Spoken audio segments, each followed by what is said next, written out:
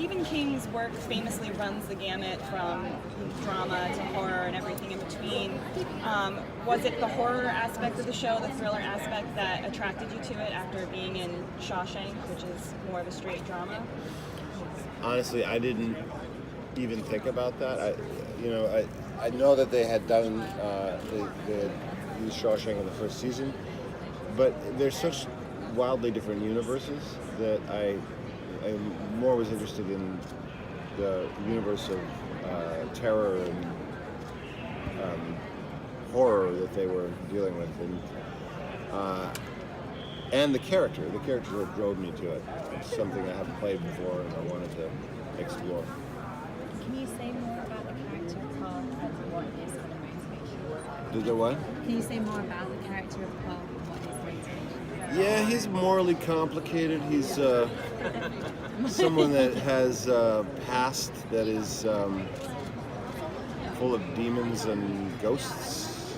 Literally or figures? I can't tell you. He's probably the only one in the town that can recognize a certain element of the town that is has a tenuous hold on itself and at any time can burst. And because he's been there as long as he's been there and has experienced what he's experienced and was one of three that dealt with the evil that has presented itself before, he's in a position of unwanted responsibility. So is he happy that Ace is taking over, or is there going to be a bit of animosity there?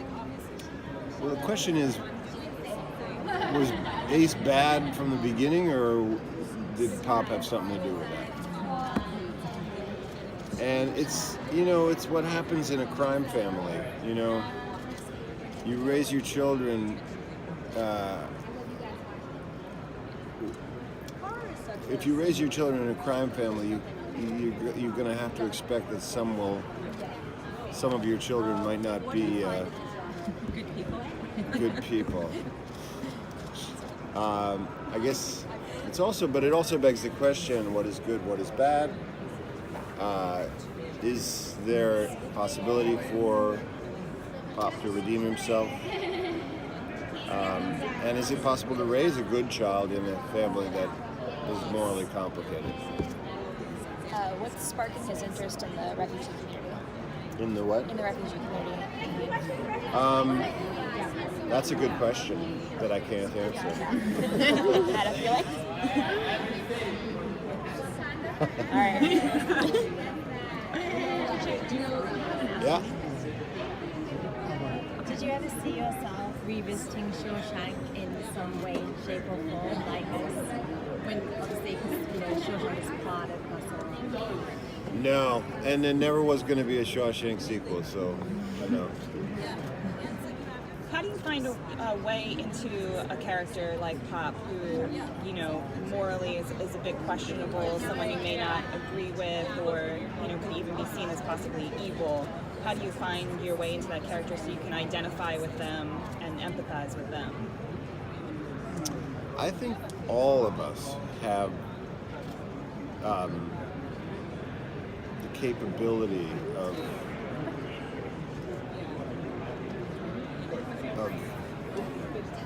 acts that are immoral.